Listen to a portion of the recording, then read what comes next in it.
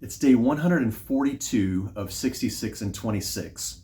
We are closing in on the end of 2 Samuel in the Old Testament. You'll probably remember that 1 and 2 Samuel are largely the story of King David, the rise of Israel's greatest king until the time of King Jesus.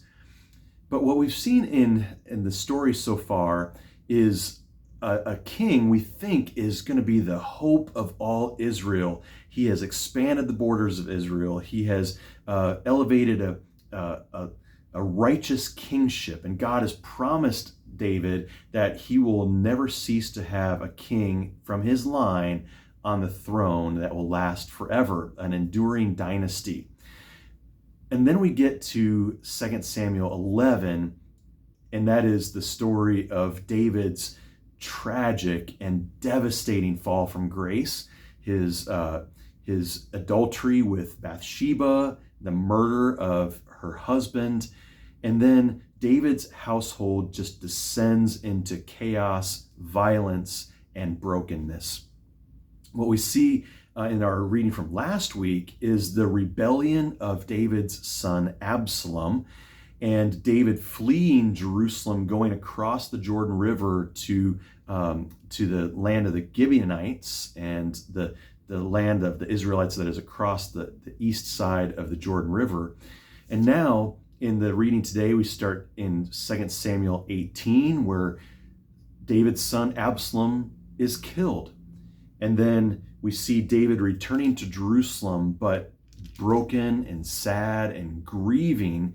In fact, all the people around him are surprised at how much he is grieving over the son who tried to take his own life and take the kingdom by force from his father David.